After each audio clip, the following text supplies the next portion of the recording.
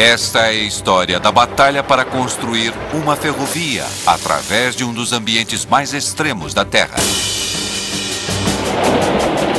É para assentar mais de 1000 quilômetros de trilho em uma região deserta.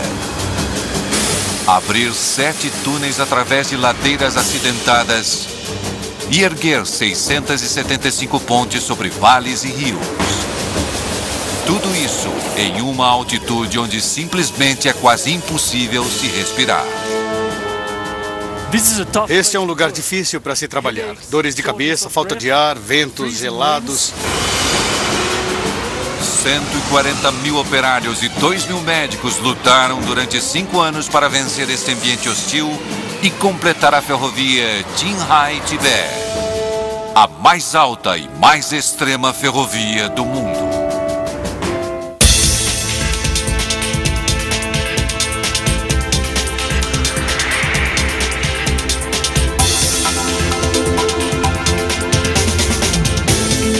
Obras incríveis, a ferrovia mais alta do mundo. Estação Pequim West, a maior estação ferroviária da Ásia e uma das mais movimentadas. 400 mil pessoas podem passar por aqui em um dia comum. Entrando aqui com a multidão de hoje está o engenheiro finlandês Pasi Lautala. Ele está aqui para ver por si mesmo como uma das ferrovias mais extraordinárias do planeta foi construída. A linha para Lhasa, no Tibete. Ela sobe muito alto e cobre uma distância enorme sobre terrenos realmente difíceis. Eu acho que nada parecido foi feito no mundo da engenharia ferroviária. Esta não vai ser uma viagem de trem comum. O Expresso de Lhasa é uma maravilha multimilionária, especialmente construída para resistir a altitudes mais altas que os Alpes suíços e a temperaturas congelantes.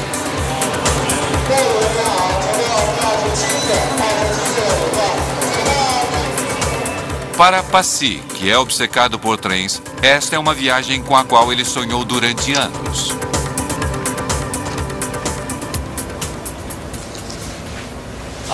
Eu li a respeito e vi as soluções de engenharia que eles usaram para colocar os trilhos.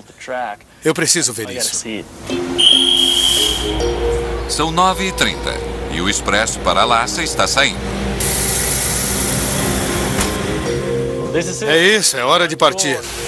Como diretor de transportes ferroviários da Universidade Michigan Tech, Pasi está aqui a negócios. Estamos fazendo alguns serviços de conexão da rede ferroviária do Alasca com a rede canadense. E como parte desse projeto, estamos estudando algumas das regiões mais frias do planeta com ferrovias, para ver como alguns países e regiões as construíram. É uma experiência de aprendizagem para mim. De Pequim, o Expresso para Lhasa vai viajar 3.000 quilômetros através da China até a cidade de Golmud. De lá, o trem vai subir até o Planalto Tibetano e cruzar o teto do mundo até chegar em Lhasa. É uma maratona de viagem de 47 horas, mas é a parte final da linha com alta altitude que interessa a Pasi. Ela cruza uma região que é mais alta que qualquer montanha das Rochosas americanas. Um ambiente tão hostil que é quase como construir uma ferrovia em Marte. Foram necessários 50 anos para os engenheiros chineses descobrirem como fazer isso. A ideia de construir esta ferrovia controversa data dos anos de 1950. Quando o exército chinês ocupou o Tibete em 1950, eles queriam que uma ferrovia provesse as tropas, mas para construí-la, primeiro eles precisavam de uma estrada. O governo chinês lançou uma força de trabalho humana imensa, equipada com ferramentas básicas para as condições difíceis do Planalto Tibetano. Cerca de 3.000 operários morreram, por conta da exposição e da doença da altitude. Foi um desastre. E embora o sonho de uma ferrovia para o Tibete permanecesse, os planos acabaram sendo engavetados.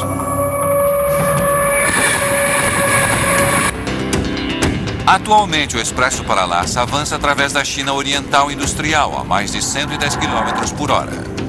É o orgulho das ferrovias chinesas e só os melhores funcionários vão trabalhar nele. Os 13 vagões de passageiros do Expresso para Lhasa estão divididos em 3 tipos. 2 são chamados de dormitório superior, que são os equivalentes chineses à primeira classe. Esta é uma maneira bastante luxuosa de se viajar. Este compartimento é chamado de dormitório superior. Nele existem 4 leitos para 4 pessoas e nós até temos um sistema de entretenimento que inclui TV chinesa ou filmes. Mas não é assim tão luxuoso para todo mundo no trem. 7 vagões oferecem acomodações dormitório básico, um pouco mais do que um aglomerado de 6 pessoas em um quarto. E 4 vagões são equipados apenas com poltronas.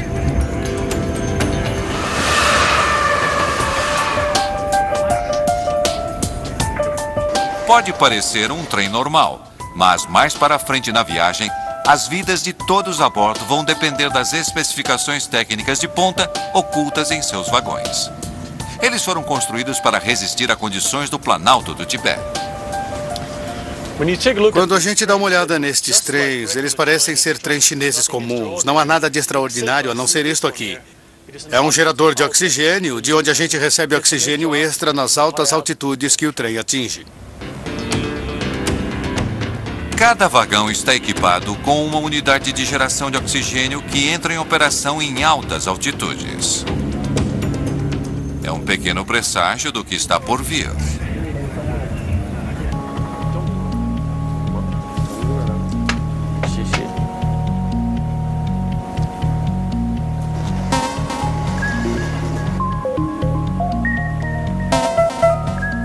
Durante todo o dia, o trem segue para oeste, parando para checagens de segurança e para pegar mais passageiros.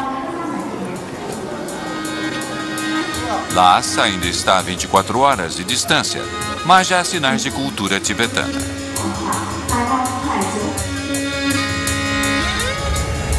Conforme os novos passageiros se ajeitam para passar a noite, o trem já está subindo. Quando ele chegar em Golmud, a última parada antes do Planalto tibetano, ele vai estar a 2.800 metros acima do nível do mar. Às 3 da manhã, a maioria dos passageiros está dormindo. Pasi Lautala, porém, está bem acordado. Este é um momento emocionante para mim. Em poucos minutos, vamos chegar em Golmud, que é a última estação antes que o trem suba para o Planalto do Tibete. Eu quero ver como eles assentaram o trilho. Este é o fim da linha para mim. É hora de descer. Para descobrir como os engenheiros chineses conquistaram o Planalto, Pasi precisa ver a linha bem de perto e com a luz do dia. É aqui que os desafios da engenharia realmente começam. Os passageiros que permanecem estão prestes a embarcar em uma subida íngreme de 2.000 metros e isso implica trocar de máquina para uma locomotiva com muita potência. Em latitudes muito altas, uma locomotiva convencional a diesel não resiste aos níveis baixos de oxigênio. É preciso trazer então um par de locomotivas NJ2. Uns monstros de 138 toneladas movidas a diesel e eletricidade com potência combinada de 8.000 cavalos. Logo atrás do motor, eles acrescentam um carro com gerador de energia. Esse vai ser o sistema de sustentação de vida do trem, fornecendo potência, calor e, o mais importante de tudo, oxigênio para os passageiros e tripulação.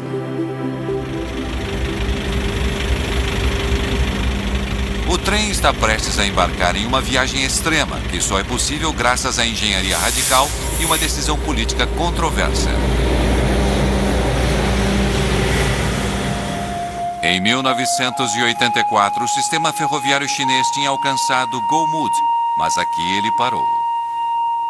Nos 16 anos seguintes, os problemas característicos da construção de uma ferrovia em alta altitude seguraram o prosseguimento até Lhasa. Então, em 1999, o governo chinês anunciou que gostaria de estender sua rede de vias férreas para as regiões pobres e subdesenvolvidas do oeste da China e ao Tibete. Eles afirmavam que a ferrovia traria prosperidade à província e elevaria seu padrão de vida. Os críticos afirmavam que a linha pretendia apertar o controle político sobre o Tibete e que facilitaria a mudança de grandes números de chineses Han para cá, devastando a cultura dos tibetanos locais. Qualquer que seja a verdade, os engenheiros chineses tinham um serviço duro para realizar, baseado nestes planos audaciosos. 50 quilômetros de Golmud.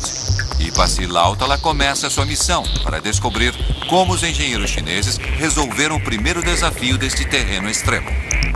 Para alcançar o Planalto, eles primeiro tiveram de cruzar os picos formidáveis das montanhas Kunlun. A velha estrada tibetana corre próxima à ferrovia, dando a Pasi a chance de dirigir beirando o trilho. Quando a gente vê as montanhas Kunlun com seus cumes cobertos de neve, não é mais surpreendente que tenham levado 50 anos para construir esta linha de trem aqui. Carros e caminhões conseguem fazer subidas íngremes, mas trens pesados precisam de uma subida gradual lenta, o que os engenheiros chamam de gradiente constante. Eles escolheram esta rota porque ela segue entre os topos das montanhas. Eles estão seguindo o meio do vale, e esse é o jeito mais fácil para manter o gradiente sem dificuldades. Mas subir direto o vale está fora de questão. O gradiente é muito íngreme. A ferrovia precisa então subir em zigue-zague, cruzando de vez em quando com literalmente dezenas de pontes.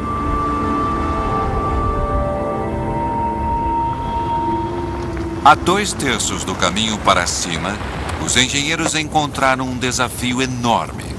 A construção da ponte Saint-Charest, a ponte mais alta em toda a rota. Bem aqui estamos cruzando o Vale do Rio e temos de manter a via férrea suspensa no ar para manter o gradiente suave.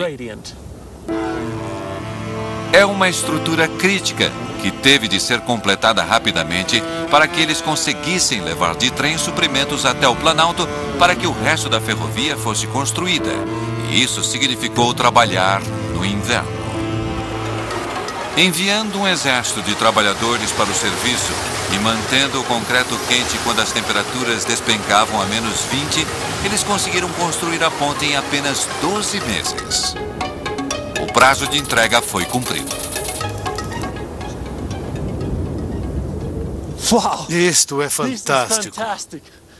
Eu estou muito feliz por ter saído do trem. Eu mal consigo imaginar como foi construir esta ponte durante o inverno. É simplesmente incrível. Mas este foi só o começo. Conforme Pasi segue subindo as montanhas Kunlun em direção ao ar rarefeito e frio do Planalto tibetano, ele está para descobrir um fenômeno natural extraordinário que destrói cidades. Depois de atravessar as montanhas Kunlun, o dia nasce para os passageiros a bordo do trem T-27 de Pequim para Lhasa. Ele traz consigo vistas espetaculares do Planalto tibetano. Há muitos anos eu sonhava em vir para o Tibete para ver o cenário de muitos livros. E, na verdade, o cenário é muito melhor do que eu imaginava a partir dos livros. É realmente muito bonito. Esta região incrível é tão vasta e fria que é chamada de Terceiro Polo. Ela ocupa mais de 2,5 milhões de quilômetros quadrados, 1/4 da área da China. As temperaturas do inverno caem a -35 graus Celsius e a área toda é mais alta que o Matterhorn. Para os engenheiros de ferrovia, como Pasi Lautala, este é o local mais complicado que existe.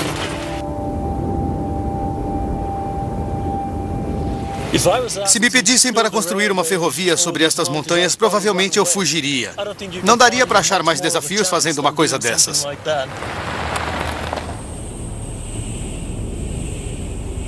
Na verdade, dá. Porque embaixo da superfície plana do Planalto encontra-se uma substância que há 50 anos derrota todas as tentativas de se construir uma ferrovia: terra congelada, permafrost. O permafrost pode ter uma profundidade de poucos metros ou pode atingir 50 ou 60 metros. E a maior parte do permafrost fica congelado o ano todo. O problema não é o permafrost permanente bem fundo no solo, mas a camada de solo úmido acima dele. A camada ativa, que congela no inverno e derrete no verão. No inverno, a superfície fica congelada e sólida, mas se eu estivesse aqui no verão, eu estaria andando sobre um lodaçal ou um pântano. Os efeitos do congelamento do inverno podem ser facilmente demonstrados. Como aqui fica bastante frio, vamos fazer uma pequena experiência. Eu tenho aqui uma garrafa cheia de água e vou deixá-la aqui fora. Vamos voltar mais tarde para ver o que aconteceu com ela. E aqui está o resultado de nossa experiência. Quando a água congela, ela se expande em cerca de 9%. Agora, esta paisagem está cheia de água que se comporta da mesma maneira que a água na garrafa. Em décadas, o chão daqui pode se mover vários metros. É um problema que os locais enfrentam há séculos. Conforme Passy descobrem sua primeira parada no Planalto, na pequena cidade de Vudaulian, os habitantes locais enfrentam esse probleminha com suas fundações. Muitos prédios desta cidade mostram o estrago provocado pelo permafrost. Quando o solo se move por causa do congelamento e descongelamento, quase nada consegue detê-lo.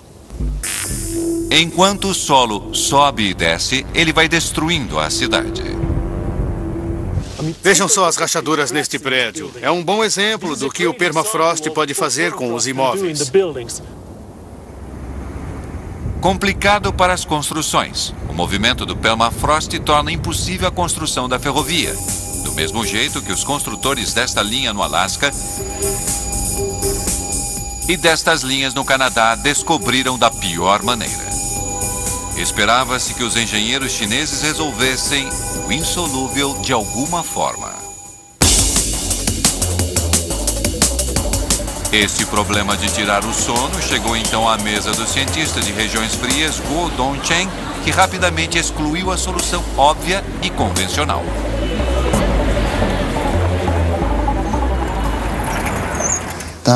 O problema com esta ideia é que ela envolve uma grande quantidade de trabalho. A gente tem que escavar todo o solo da fundação, remover o gelo e finalmente encher de pedras. Mais da metade da rota planejada no Planalto tibetano atravessava o permafrost, 632 quilômetros no total. Construir fundações profundas no permafrost em tamanha escala seria trabalhoso e custoso demais, até para os chineses. De repente surgiu uma revelação. A solução estava na cara de Cheng, bem aqui no Planalto. Os habitantes locais tinham descoberto que o maior problema para suas casas era que o calor de dentro derretia o solo embaixo, provocando desmoronamentos. Sua solução foi construir suas casas sobre estacas ou colocar canos entre a construção e o chão, permitindo que o ar flua por ali. Cheng percebeu que isso mantinha o chão debaixo das casas congelado. Foi uma descoberta singular. Se ele conseguisse manter o solo embaixo da ferrovia congelado, ela não desmoronaria. Acho que a questão mais importante em relação à ferrovia é a ideia de que, ao invés de manter a temperatura, nós precisávamos reduzir a temperatura. Isso é essencial. Para experimentar essa ideia, na década de 1970, a equipe de Cheng construiu uma estação de pesquisa no Planalto de Beilui. Eles construíram um trecho deste aterro para a ferrovia e começaram a experimentar.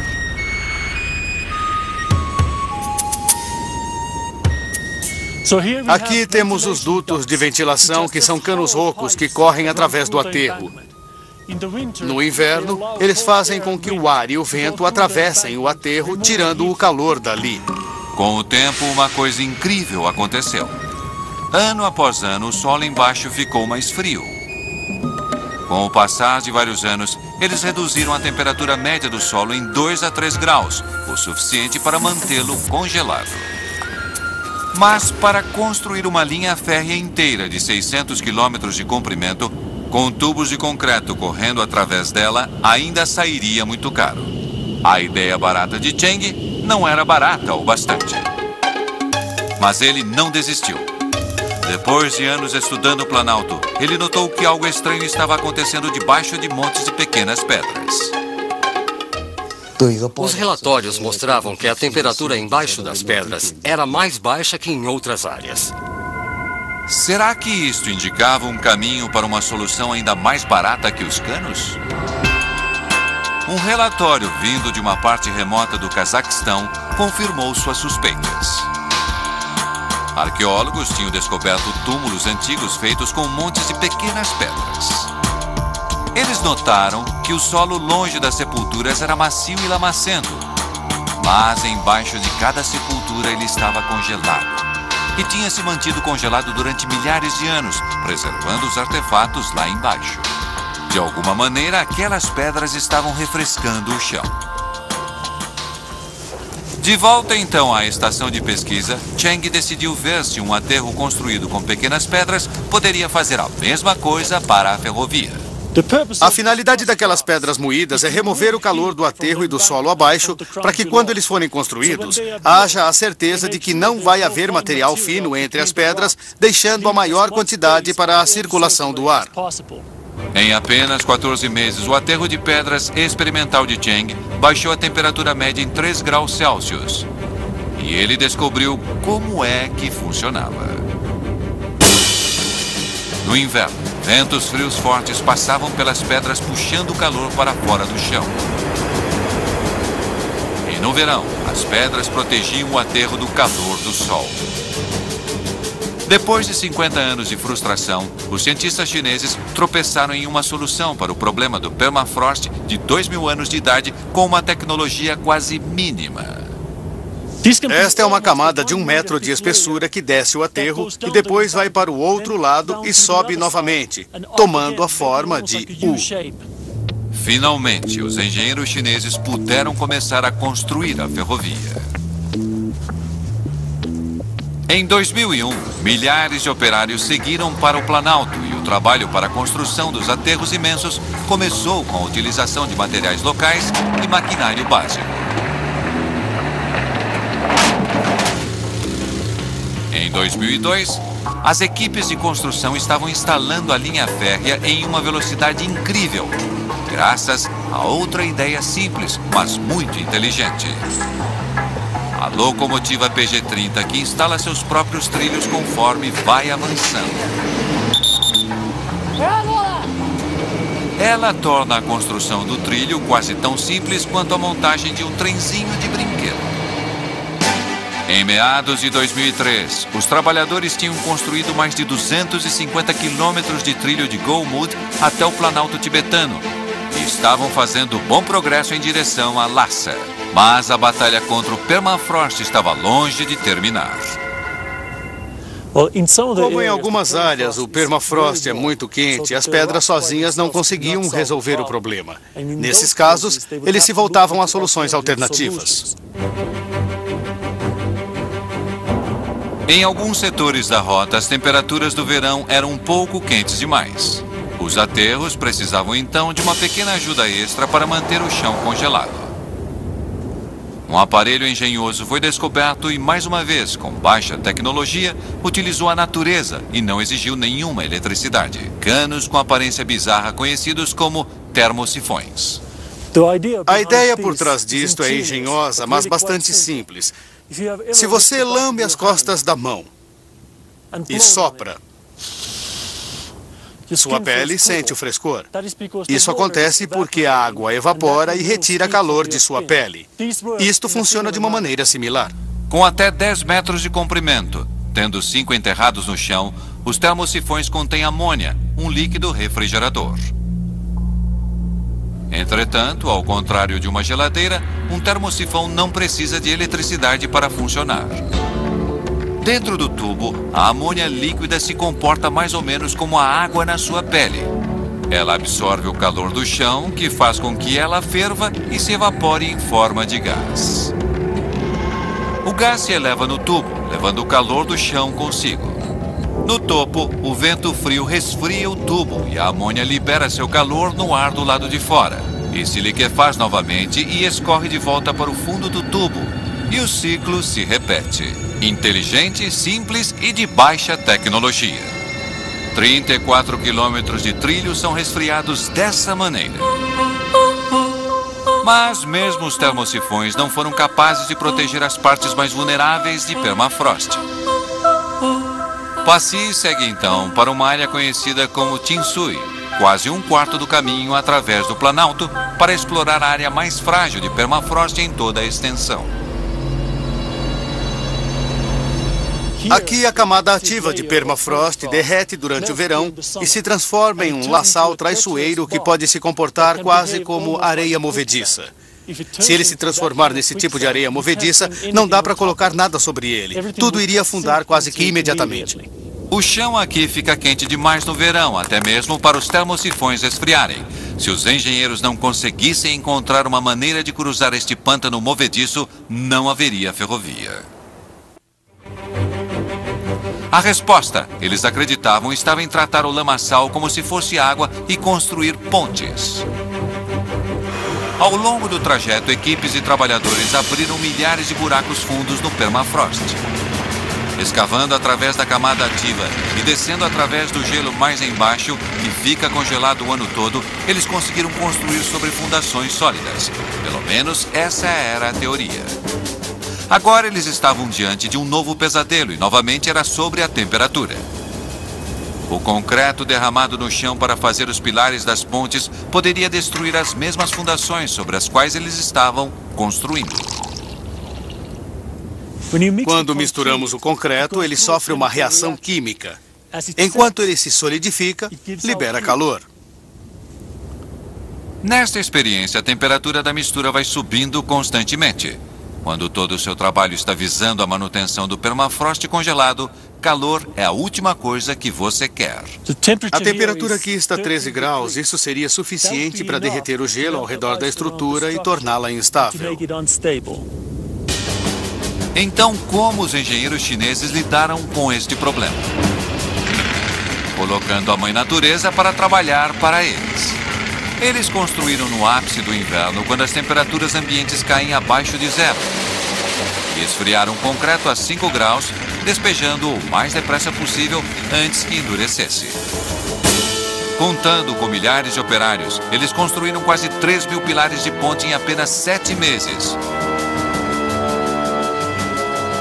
Foi uma façanha impressionante, que se resumiu em uma das características icônicas da linha, a espetacular ponte Tinsui, com 11,7 quilômetros de extensão, a ponte sobre permafrost mais longa do mundo.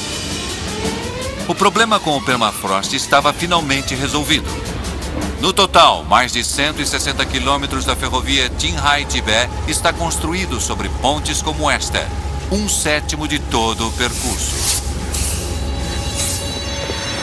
Mas o permafrost não foi o único grande desafio natural do Planalto. O terreno é tão alto que existe a falta de um ingrediente básico para a sobrevivência. Aqui em cima, nós lutamos para nos mantermos vivos.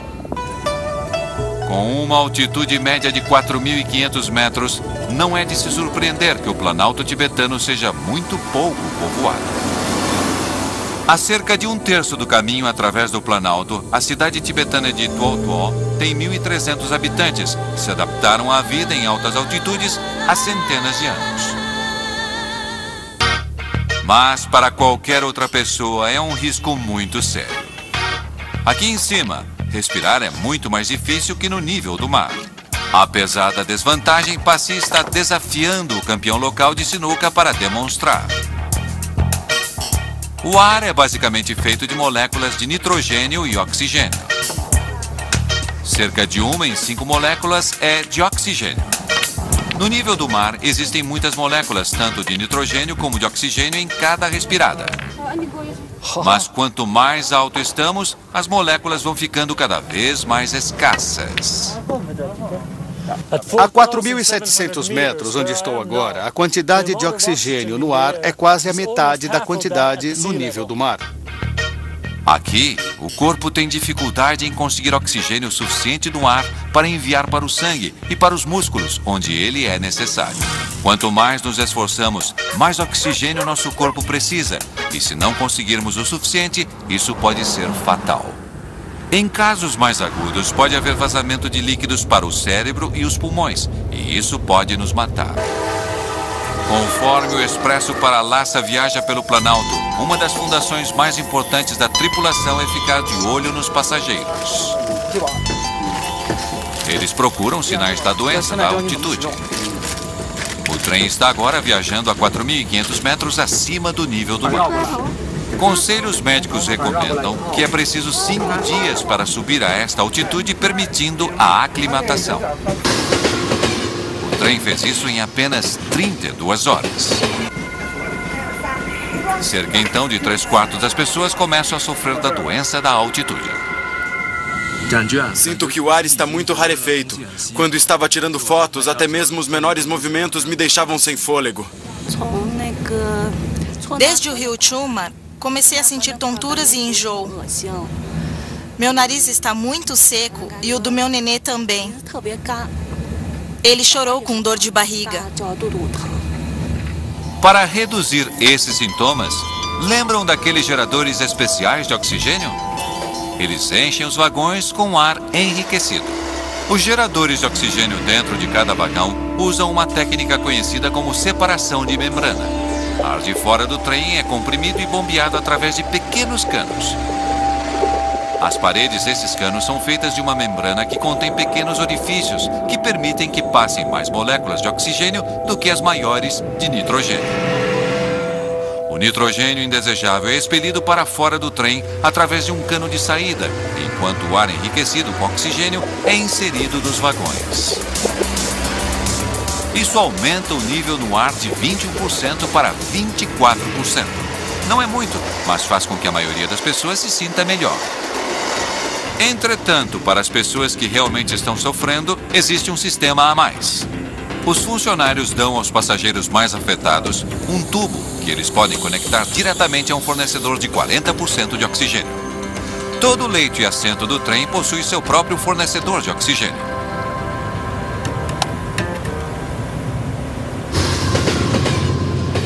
O trem não é pressurizado como a cabine de um avião, mas as portas são vedadas para manter a atmosfera rica em oxigênio dentro e existe uma leve pressão positiva para que o ar de fora não vaze para dentro. Fazendo uma comparação, para os operários que construíram o trilho, as condições do Planalto eram infernais, pois o trabalho físico pesado nesta altitude não é só difícil, é perigoso.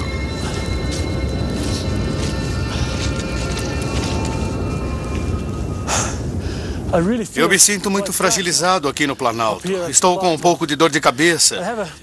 E embora esteja andando em velocidade abaixo do normal, estou completamente sem fôlego. Muitos dos 3.000 trabalhadores que morreram na construção da primeira estrada para o Tibete nos anos de 1950 morreram de doença da altitude. E os engenheiros da ferrovia foram sábios ao não repetirem o desastre, mas eles precisaram construir estruturas extremas em altitudes extremas, inclusive uma em particular. Eu precisava ver isto. Este é o túnel de ferrovia mais alto do mundo. A 4.905 metros acima do nível do mar, os chineses o chamam de túnel Fanguanshan, a porta mais próxima do céu. Eu não consigo nem imaginar o que as pessoas que o construíram passaram. Estamos a 4.905 metros e como não há muito oxigênio, eles devem ter tido uma dor de cabeça literal para construí-lo. A construção deste túnel exigiu que centenas de trabalhadores vivessem e trabalhassem nesta altitude extrema. Por isso, a empresa construtora da ferrovia trouxe um dos maiores especialistas da China em medicina de alta altitude, o professor Jiang Weiwu, chefe do Centro de Pesquisa Médica e Científica Qinghai Highland. Pressão estável. Sua missão era ajudar os engenheiros a construir o túnel e outras estruturas em alta altitude sem a trágica perda de vidas ocorrida na construção da estrada nos anos de 1950. Durante o início da construção da ferrovia tibetana, como a maioria dos operários era de regiões próximas ao nível do mar, eles não estavam adaptados às alturas. Conhecendo os perigos da subida rápida, o professor Wu preparou um plano cuidadoso. Nossa primeira medida foi um ritmo prudente de adaptação, ou seja, permitir uma subida gradual. Do interior do país, depois de uma viagem de Pequim a Xining, eles pararam durante 3 dias, e depois mais uma semana de parada em Golmud, e depois subiram para as montanhas Tanggula. O professor Wu foi auxiliado por uma equipe enorme de 2.000 médicos e enfermeiras. Enfermarias foram construídas a cada 18 quilômetros ao longo do trajeto para cuidar dos trabalhadores doentes. E o professor Wu fez questão de garantir um bom suprimento de oxigênio. Apesar de ter mais de 1.000 casos de doenças da altitude graves durante os 5 anos, ninguém morreu. A taxa de mortalidade foi 0.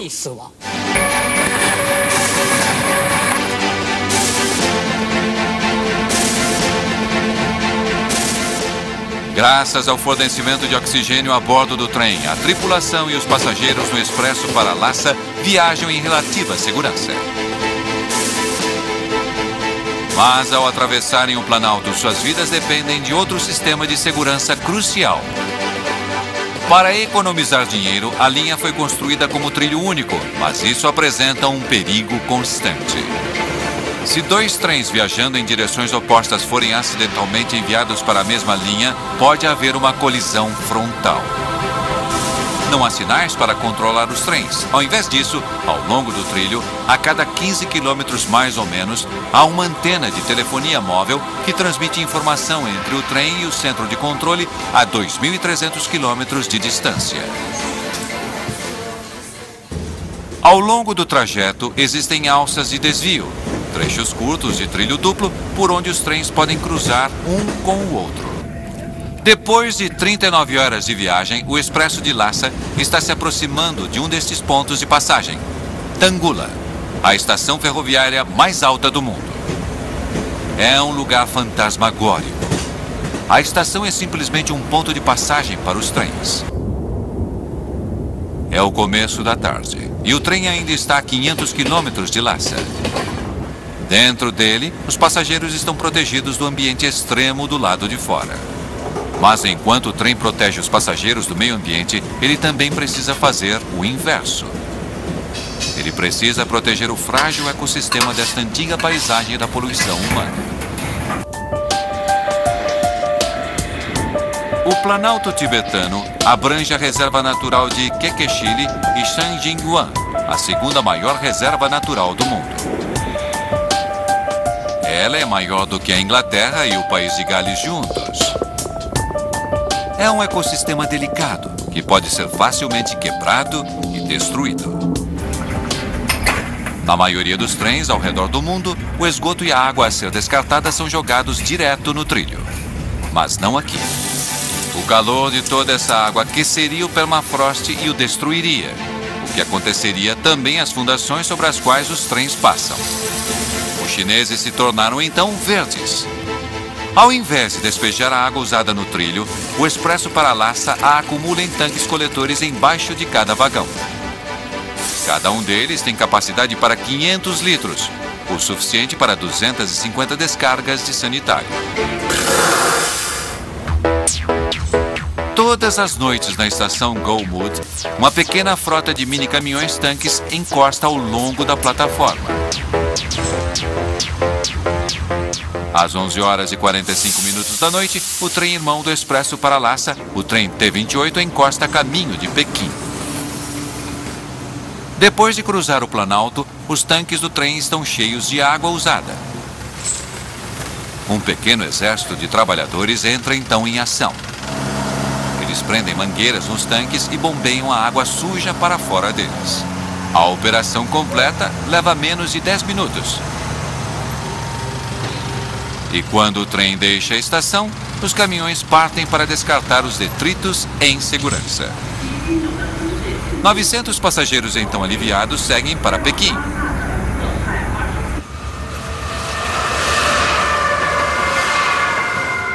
Passy está impressionado com o empenho para a preservação deste ecossistema frágil. Mas em sua viagem através do Planalto, ele descobriu que nem tudo está totalmente seguro na ferrovia. A linha propriamente dita está ameaçada. Apesar de todo o empenho em manter o solo embaixo da linha congelado, a ferrovia Qinghai-Tibete está sendo atacada por um inimigo inesperado. Em partes do Planalto surge um fenômeno natural que está aqui há milhares de anos: areia. Isto é impressionante. Eu não esperava ver dunas de areia aqui em cima no Planalto. Parece até que eu estou na praia. O problema com a areia é que, ao contrário da lama, seus grãos não ficam grudados. Se eu encher minha mão de areia aqui em um dia com o vento como o de hoje, ela voa. E ela voa em direção ao aterro da ferrovia a 500 metros de distância. E é aqui que o problema começa. A areia que está sendo trazida pelo vento está preenchendo os espaços entre as pedras do aterro. E conforme o aterro de pedras se enche de areia, ele perde a capacidade de refrescar o solo ali embaixo. Com o tempo, isto pode fazer com que o permafrost descongele, entortando o trilho. A ferrovia está então tentando fazer o possível para impedir que isso aconteça. Eles ergueram dezenas destas cercas para manter a areia afastada dos trilhos. Dá para ver como a areia se amontoou atrás delas. Quando o vento bate na malha fina das cercas, sua velocidade diminui e a areia cai. Mas, apesar de todo o esforço, a areia aqui já penetrou o aterro de pedras. A areia só afeta uma pequena parte da linha, mas há outra ameaça muito mais séria para o futuro ao longo prazo da ferrovia. E esta é provocada pelo homem. O permafrost no Planalto é extremamente sensível às mudanças de temperatura e o aquecimento global está aumentando lentamente. Nosso país fez pesquisas neste campo que nos forneceu dados especulando que a temperatura de Qinghai, Planalto tibetano, vai subir entre 2,2 a 2,6 graus Celsius nos próximos 50 anos. A ferrovia está projetada para aguentar um aumento de graus médio de temperatura. Mas outros fatores podem fazer a temperatura subir muito mais que isso. Em todo o continente e principalmente no país vizinho, a Índia, o carvão é muito usado em fornos e fornalhas que produzem fumaça contendo partículas escuras de fuligem. Grande parte dessa fuligem cai sobre a neve que cobre o Planalto tibetano no inverno. As partículas negras fazem com que a neve suja absorva mais calor do sol do que as limpas. Na primavera, a neve derrete mais cedo que antes, colaborando com o aquecimento do Planalto. Apesar de todas as medidas para manter o leito da ferrovia congelado, se a temperatura subir mais de 3 graus, a ferrovia pode ter problemas. O expresso para Lhasa passa pela incrível ponte com 3 vãos sobre o sagrado rio Kaishu. Para a tripulação do trem, é um sinal de boas-vindas. Depois de 47 horas, eles se aproximam do final da viagem. E cá estamos, a nova e enorme estação Lhasa.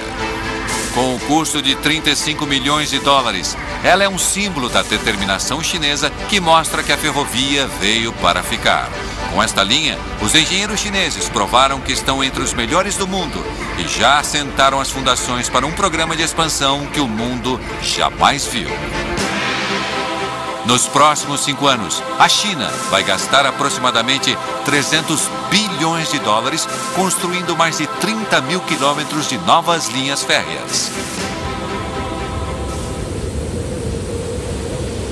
Para Pasi Lautala, sua estada no Planalto está terminando. Ter vindo até aqui foi uma experiência incrível. Eu já tinha muito respeito pelas pessoas que construíram a ferrovia, mas só agora eu realmente percebo os desafios que eles enfrentaram. Este é um lugar difícil de se trabalhar. Dores de cabeça, falta de ar, ventos gelados. Eles conseguiram construir a ferrovia sob um ponto de vista da engenharia muito impressionante. A ferrovia Qinghai-Tibete é realmente uma façanha monumental da engenharia. Um esforço imenso de trabalho humano e engenharia inteligente de baixa tecnologia que mostra um caminho certeiro para as novas linhas férreas no mundo inteiro. Talvez o início de uma nova era dourada das ferrovias. Versão Marshmallow São Paulo.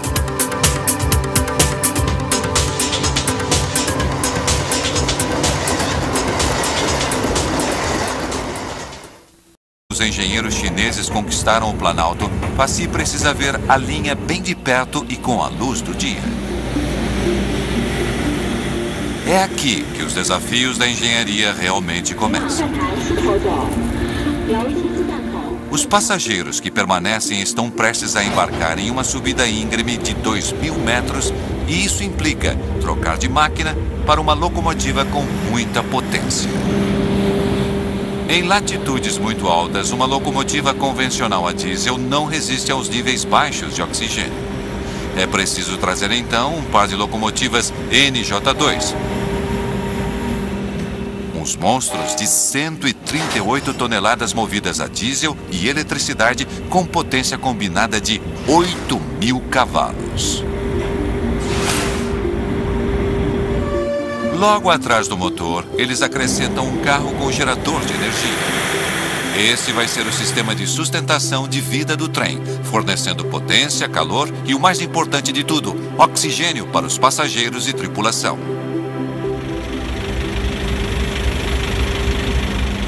O trem está prestes a embarcar em uma viagem extrema, que só é possível graças à engenharia radical e uma decisão política controversa. Em 1984, o sistema ferroviário chinês tinha alcançado Golmud, mas aqui ele parou. Nos 16 anos seguintes, os problemas característicos da construção de uma ferrovia em alta altitude seguraram o prosseguimento até Lhasa. Então, em 1999, o governo chinês anunciou que gostaria de estender sua rede de vias férreas para as regiões pobres e subdesenvolvidas do oeste da China e ao Tibete. Eles afirmavam que a ferrovia traria prosperidade à província e elevaria seu padrão de vida. Os críticos afirmavam que a linha pretendia apertar o controle político sobre o Tibete e que facilitaria a mudança de grandes números de chineses Han para cá, devastando a cultura dos tibetanos locais. Qualquer que seja a verdade, os engenheiros chineses tinham um serviço duro para realizar, baseado nestes planos audaciosos.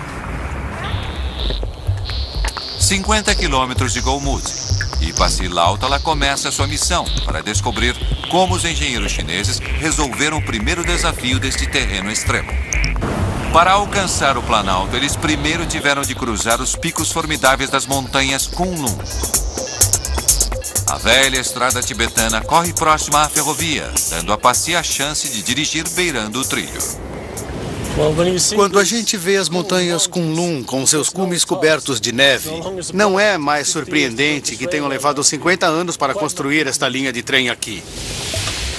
Carros e caminhões conseguem fazer subidas íngremes, mas trens pesados precisam de uma subida gradual lenta, o que os engenheiros chamam de gradiente constante. Eles escolheram esta rota porque ela segue entre os topos das montanhas. Eles estão seguindo o meio do vale, e esse é o jeito mais fácil para manter o gradiente sem dificuldades. Mas subir direto o vale está fora de questão. O gradiente é muito íngreme. A ferrovia precisa então subir em zigue-zague, cruzando de vez em quando com literalmente dezenas de pontes.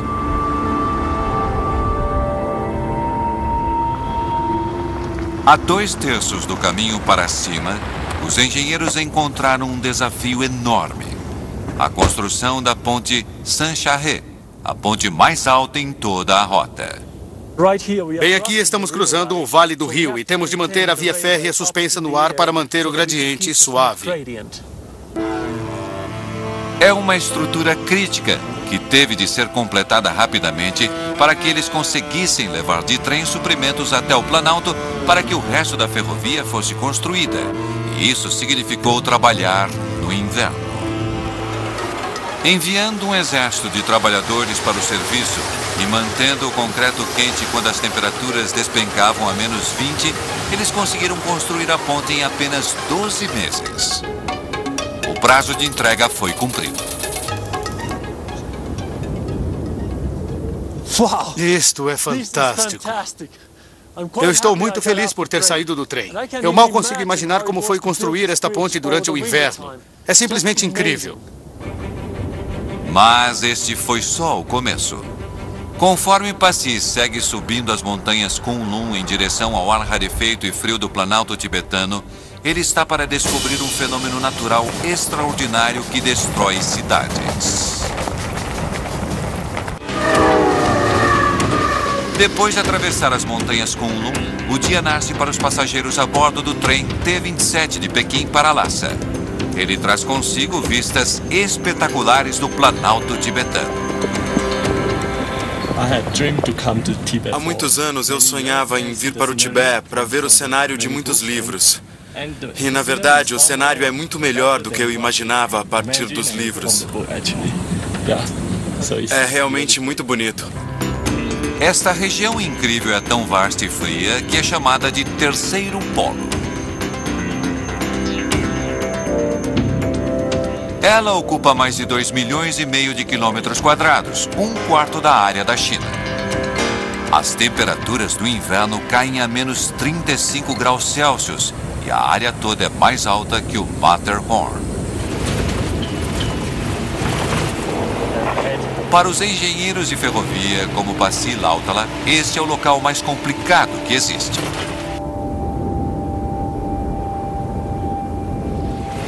Se me pedissem para construir uma ferrovia sobre estas montanhas, provavelmente eu fugiria.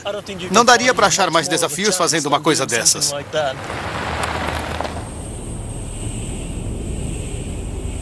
Na verdade, dá. Porque embaixo da superfície plana do Planalto encontra-se uma substância que há 50 anos derrota todas as tentativas de se construir uma ferrovia: terra congelada, permafrost. O permafrost pode ter uma profundidade de poucos metros ou pode atingir 50 ou 60 metros. E a maior parte do permafrost fica congelado o ano todo. O problema não é o permafrost permanente bem fundo no solo, mas a camada de solo úmido acima dele. A camada ativa, que congela no inverno e derrete no verão. No inverno, a superfície fica congelada e sólida, mas se eu estivesse aqui no verão, eu estaria andando sobre um lodaçal ou um pântano. Os efeitos do congelamento do inverno podem ser facilmente demonstrados. Como aqui fica bastante frio, vamos fazer uma pequena experiência. Eu tenho aqui uma garrafa cheia de água e vou deixá-la aqui fora. Vamos voltar mais tarde para ver o que aconteceu com ela. E aqui está o resultado de nossa experiência. Quando a água congela, ela se expande em cerca de 9%. Agora, esta paisagem está cheia de água que se comporta da mesma do que as maiores de nitrogênio.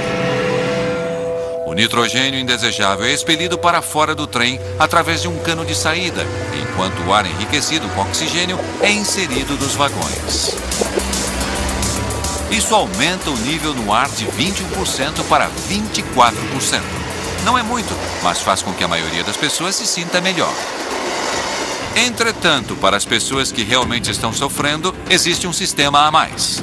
Os funcionários dão aos passageiros mais afetados um tubo que eles podem conectar diretamente a um fornecedor de 40% de oxigênio. Todo leito e assento do trem possui seu próprio fornecedor de oxigênio.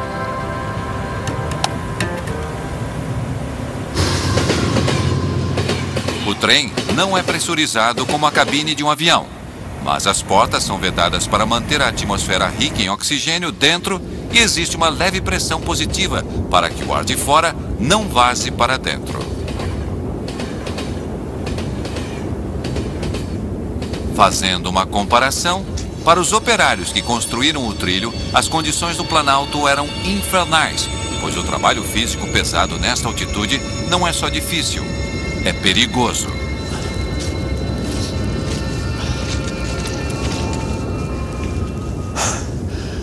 Eu me sinto muito fragilizado aqui no Planalto. Estou com um pouco de dor de cabeça. E embora esteja andando em velocidade abaixo do normal, estou completamente sem fôlego. Muitos dos 3.000 trabalhadores que morreram na construção da primeira estrada para o Tibete nos anos de 1950 morreram de doença da altitude. E os engenheiros da ferrovia foram sábios ao não repetirem o desastre, mas eles precisaram construir estruturas extremas em altitudes extremas, inclusive uma em particular. Eu precisava ver isto. Este é o túnel de ferrovia mais alto do mundo.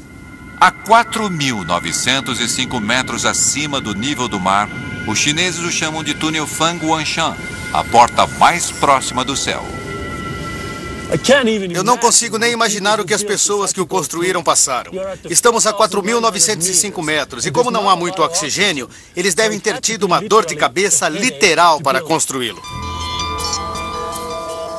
A construção deste túnel exigiu que centenas de trabalhadores vivessem e trabalhassem nesta altitude extrema.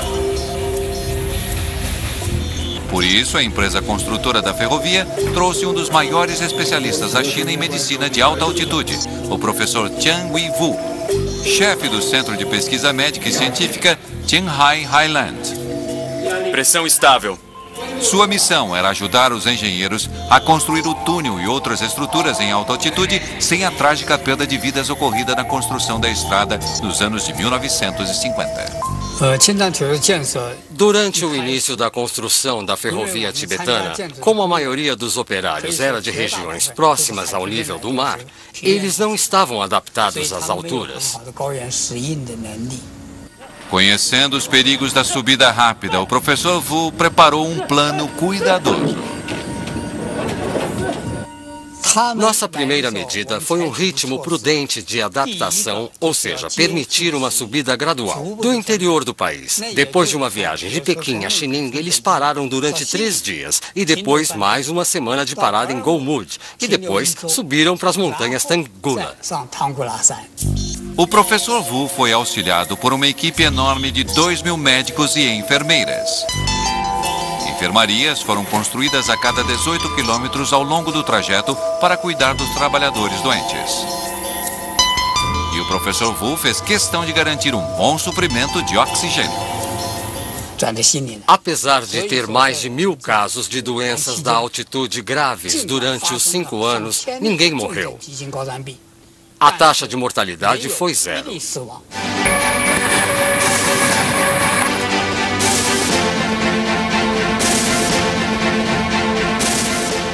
Graças ao fornecimento de oxigênio a bordo do trem, a tripulação e os passageiros no expresso para Lhasa viajam em relativa segurança.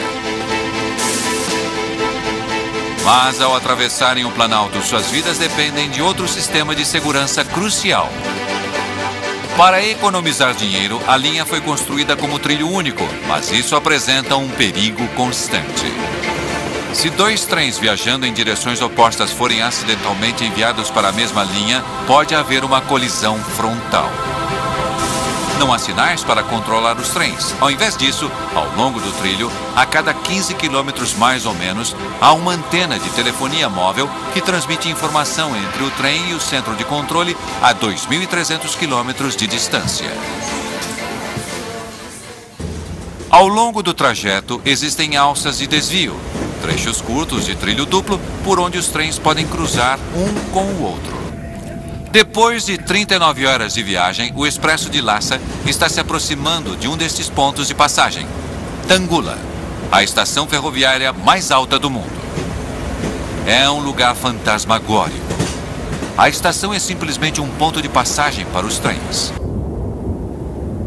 É o começo da tarde e o trem ainda está a 500 quilômetros de Lhasa. Dentro dele, os passageiros estão protegidos do ambiente extremo do lado de fora. Mas enquanto o trem protege os passageiros do meio ambiente, ele também precisa fazer o inverso. Ele precisa proteger o frágil ecossistema desta antiga paisagem da poluição humana. O Planalto tibetano abrange a reserva natural de Kekechili e Shanjinguan, a segunda maior reserva natural do mundo. Ela é maior do que a Inglaterra e o país de Gales juntos. É um ecossistema delicado, que pode ser facilmente quebrado e destruído. Na maioria dos trens ao redor do mundo, o esgoto e a água a ser descartada são jogados direto no trilho. Mas não aqui. O calor de toda essa água aqueceria o permafrost e o destruiria, o que aconteceria também às fundações sobre as quais os trens passam. Os chineses se tornaram então verdes. Ao invés de despejar a água usada no trilho, o expresso para Lhasa a acumula em tanques coletores embaixo de cada vagão. Cada um deles tem capacidade para 500 litros, o suficiente para 250 descargas de sanitário.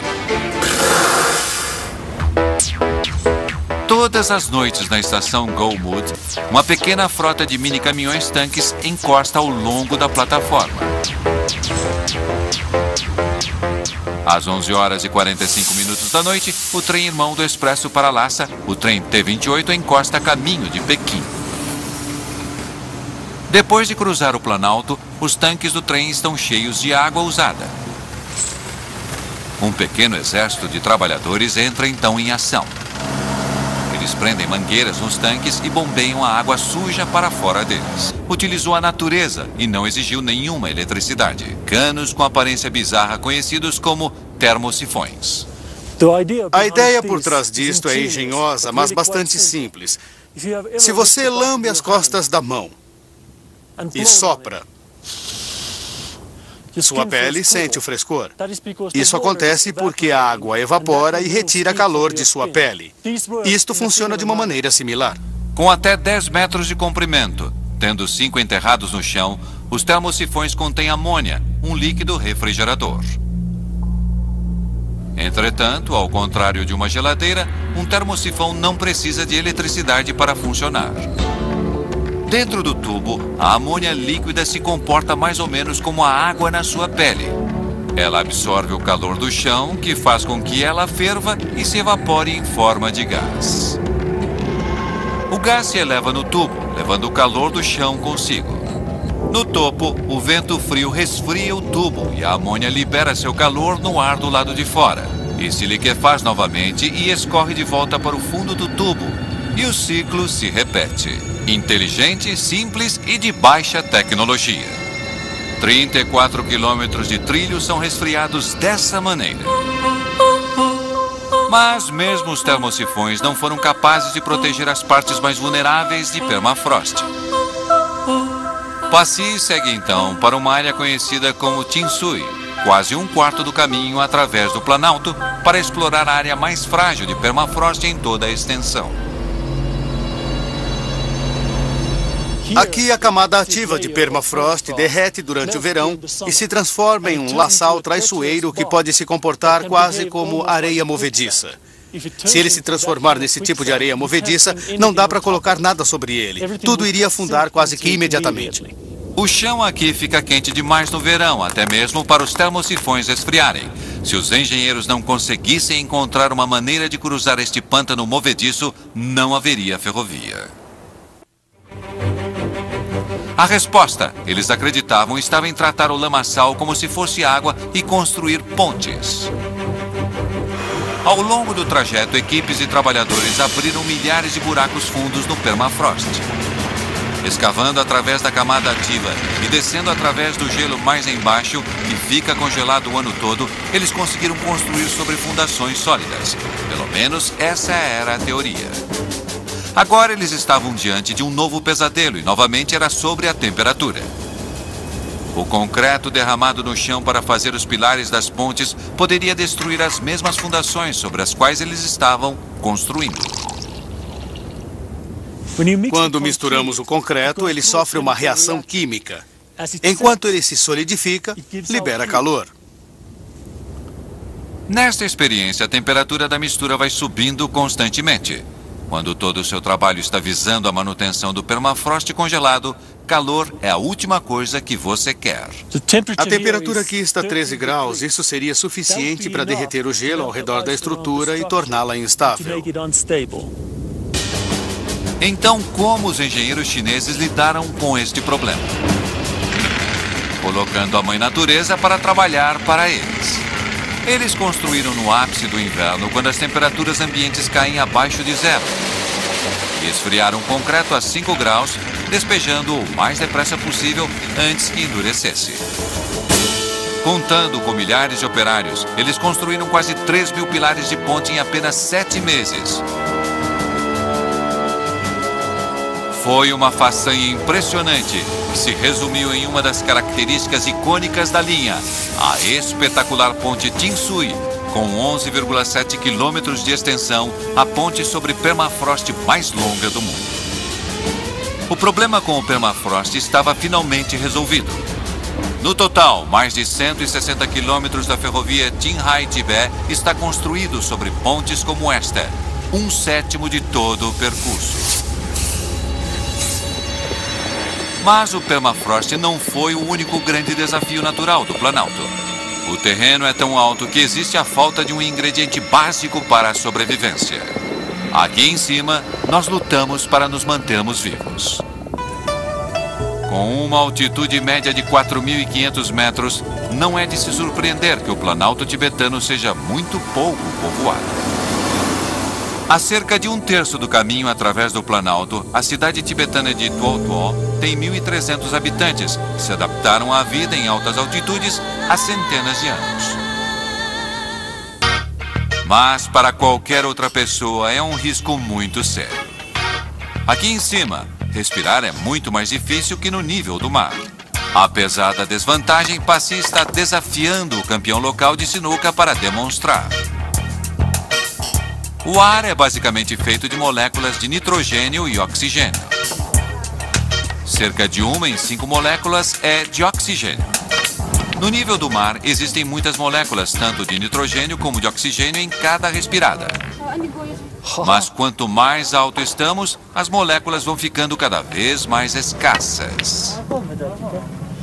A 4.700 metros, onde estou agora, a quantidade de oxigênio no ar é quase a metade da quantidade no nível do mar.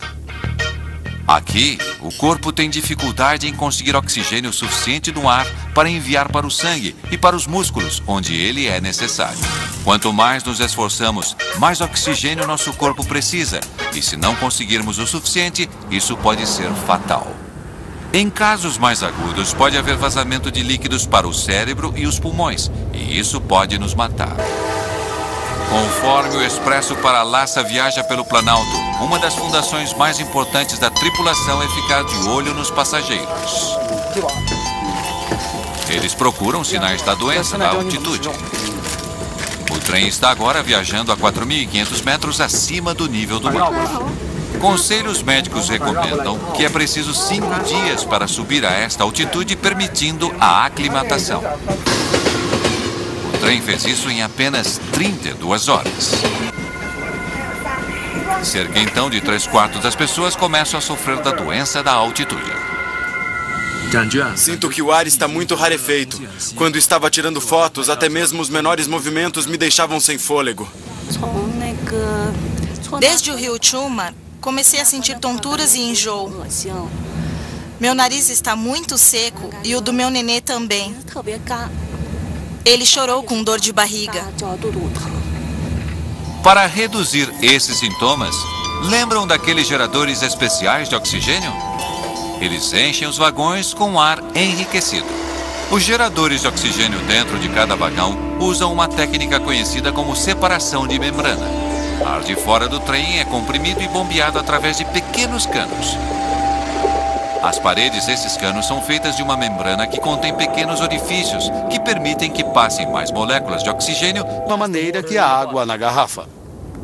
Em décadas, o chão daqui pode se mover vários metros. É um problema que os locais enfrentam há séculos. Conforme Passi descobrem sua primeira parada no Planalto, na pequena cidade de Wudaolian, os habitantes locais enfrentam esse probleminha com suas fundações. Muitos prédios desta cidade mostram o estrago provocado pelo permafrost. Quando o solo se move por causa do congelamento e descongelamento, quase nada consegue detê-lo. Enquanto o solo sobe e desce, ele vai destruindo a cidade. Vejam só as rachaduras neste prédio. É um bom exemplo do que o permafrost pode fazer com os imóveis. Complicado para as construções. O movimento do permafrost torna impossível a construção da ferrovia. Do mesmo jeito que os construtores desta linha no Alasca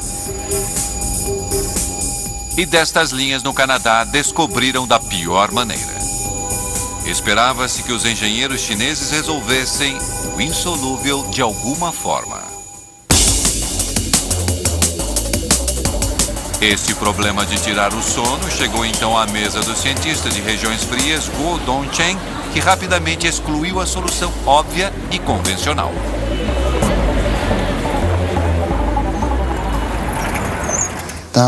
O problema com esta ideia é que ela envolve uma grande quantidade de trabalho. A gente tem que escavar todo o solo da fundação, remover o gelo e, finalmente, encher de pedras. Mais da metade da rota planejada no Planalto tibetano atravessava o permafrost, 632 quilômetros no total. Construir fundações profundas no permafrost em tamanha escala seria trabalhoso e custoso demais, até para os chineses. De repente surgiu uma revelação.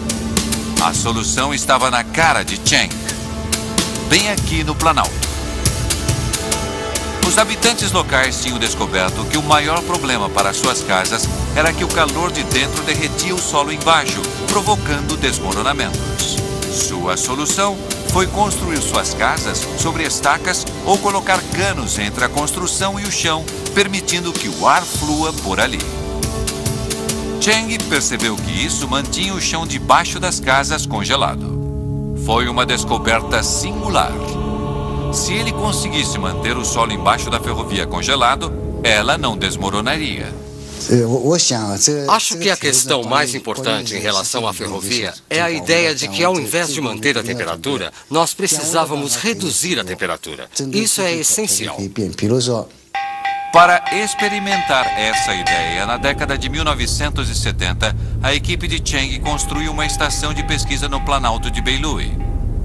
Eles construíram um trecho deste aterro para a ferrovia e começaram a experimentar.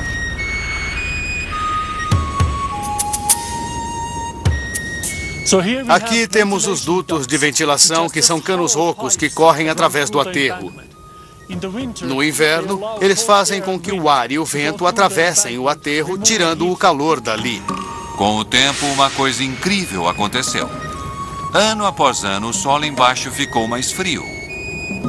Com o passar de vários anos, eles reduziram a temperatura média do solo em 2 a 3 graus, o suficiente para mantê-lo congelado. Mas para construir uma linha férrea inteira de 600 quilômetros de comprimento, com tubos de concreto correndo através dela, ainda sairia muito caro. A ideia barata de Cheng não era barata o bastante. Mas ele não desistiu. Depois de anos estudando o Planalto, ele notou que algo estranho estava acontecendo debaixo de montes de pequenas pedras. Os relatórios mostravam que a temperatura embaixo das pedras era mais baixa que em outras áreas. Será que isto indicava um caminho para uma solução ainda mais barata que os canos? Um relatório vindo de uma parte remota do Cazaquistão confirmou suas suspeitas.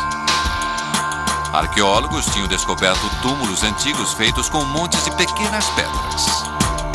Eles notaram que o solo longe das sepulturas era macio e lamacento, mas embaixo de cada sepultura ele estava congelado e tinha se mantido congelado durante milhares de anos, preservando os artefatos lá embaixo.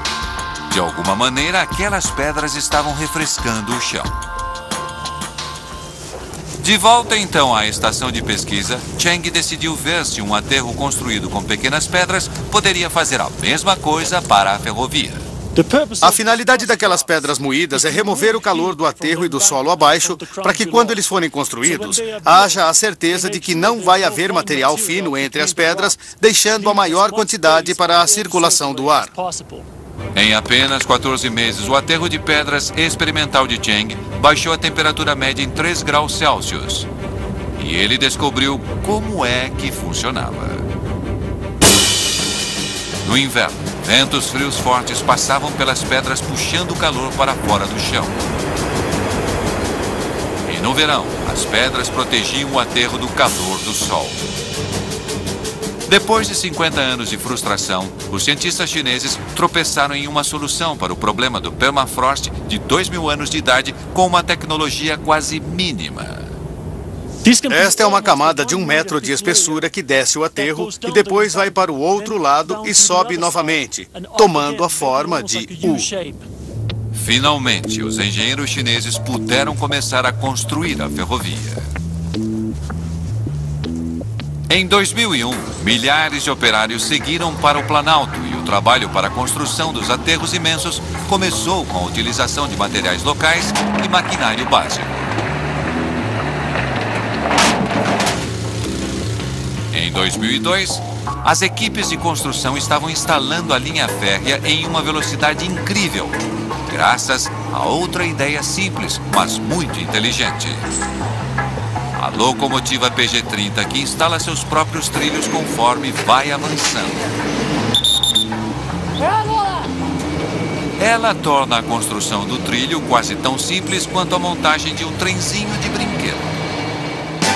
Em meados de 2003, os trabalhadores tinham construído mais de 250 quilômetros de trilho de Go-Mud até o Planalto tibetano e estavam fazendo bom progresso em direção a Lhasa.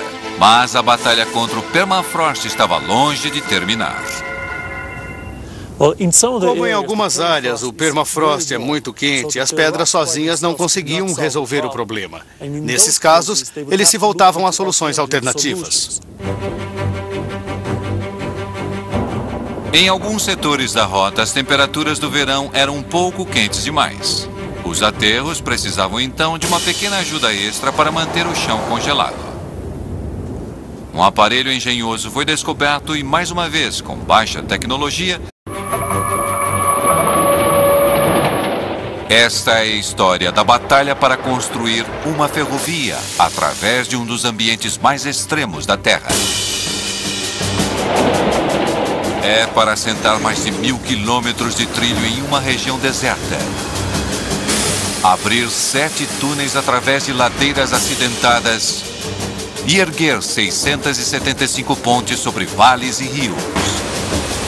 Tudo isso em uma altitude onde simplesmente é quase impossível se respirar. Este é um lugar difícil para se trabalhar. Dores de cabeça, falta de ar, ventos gelados. 140.000 operários e 2.000 médicos lutaram durante 5 anos para vencer este ambiente hostil e completar a ferrovia Jinhai-Tibet, a mais alta e mais extrema ferrovia do mundo.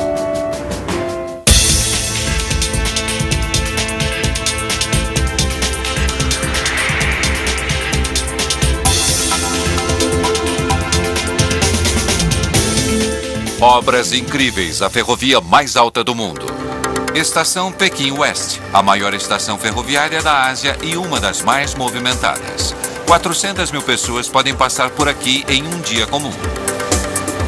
Entrando aqui com a multidão de hoje está o engenheiro finlandês Pasi Lautala. Ele está aqui para ver por si mesmo como uma das ferrovias mais extraordinárias do planeta foi construída. A linha para Lhasa, no Tibete. Ela sobe muito alto e cobre uma distância enorme sobre terrenos realmente difíceis. Eu acho que nada parecido foi feito no mundo da engenharia ferroviária. Esta não vai ser uma viagem de trem comum.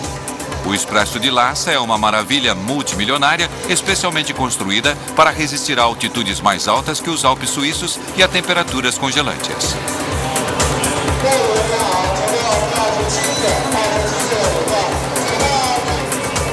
Para Pasi, que é obcecado por trens, esta é uma viagem com a qual ele sonhou durante anos.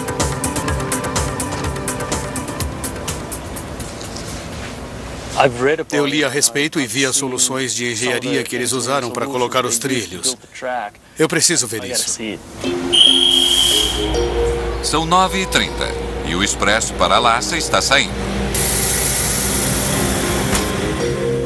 É isso, é hora de partir. Como diretor de transportes ferroviários da Universidade de Michigan Tech, Passy está aqui a negócios. Estamos fazendo alguns serviços de conexão da rede ferroviária do Alasca com a rede canadense. E como parte desse projeto, estamos estudando algumas das regiões mais frias do planeta com ferrovias, para ver como alguns países e regiões as construíram. É uma experiência de aprendizagem para mim. De Pequim, o expresso para Lhasa vai viajar 3.000 quilômetros através da China até a cidade de Go-Mut. De lá, o trem vai subir até o Planalto Tibetano e cruzar o teto do mundo até chegar em Lhasa. É uma maratona de viagem de 47 horas, mas é a parte final da linha com alta altitude que interessa a Passy. Ela cruza uma região que é mais alta que qualquer montanha das Rochosas americanas. Um ambiente tão hostil que é quase como construir uma ferrovia em Marte. Foram necessários 50 anos para os engenheiros chineses descobrirem como fazer isso.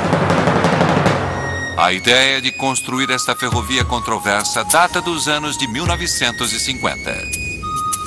Quando o exército chinês ocupou o Tibete em 1950, eles queriam que uma ferrovia provesse as tropas, mas para construí-la, primeiro eles precisavam de uma estrada.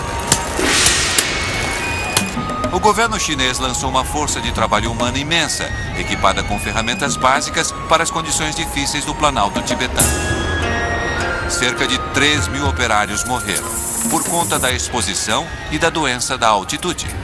Foi um desastre.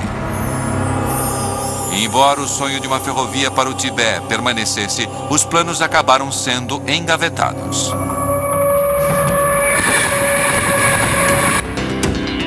Atualmente, o expresso para Lhasa avança através da China Oriental Industrial a mais de 110 km por hora. É o orgulho das ferrovias chinesas e só os melhores funcionários vão trabalhar nele. Os 13 vagões de passageiros do expresso para Lhasa estão divididos em 3 tipos. 2 são chamados de dormitório superior, que são os equivalentes chineses à primeira classe. Esta é uma maneira bastante luxuosa de se viajar. Este compartimento é chamado de dormitório superior. Nele existem 4 leitos para 4 pessoas e nós até temos um sistema de entretenimento que inclui TV chinesa ou filmes. Mas não é assim tão luxuoso para todo mundo no trem. 7 vagões oferecem acomodações dormitório básico, um pouco mais do que um aglomerado de 6 pessoas em um quarto. E 4 vagões são equipados apenas com poltronas.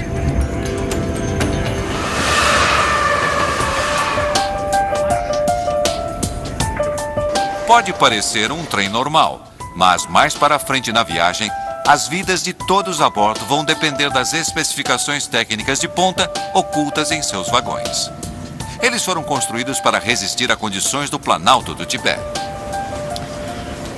Quando a gente dá uma olhada nestes trens, eles parecem ser trens chineses comuns. Não há nada de extraordinário a não ser isto aqui. É um gerador de oxigênio, de onde a gente recebe oxigênio extra nas altas altitudes que o trem atinge. Cada vagão está equipado com uma unidade de geração de oxigênio que entra em operação em altas altitudes.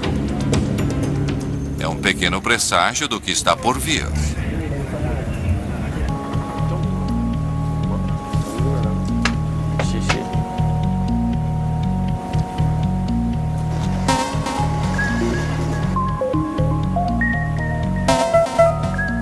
Durante todo o dia, o trem segue para oeste, parando para checagens de segurança e para pegar mais passageiros. Lhasa ainda está a 24 horas de distância, mas já há sinais de cultura tibetana.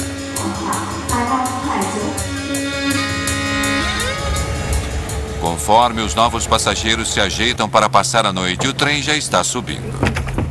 Quando ele chegar em Go-Mut, a última parada antes do Planalto Tibetano, ele vai estar a 2.800 metros acima do nível do mar. Às 3 da manhã, a maioria dos passageiros está dormindo. Passy Lautala, porém, está bem acordado. Este é um momento emocionante para mim. Em poucos minutos, vamos chegar em Go-Mut, que é a última estação antes que o trem suba para o Planalto do Tibete. Eu quero ver como eles assentaram o trilho. Este é o fim da linha para mim. É hora de descer. para descobrir como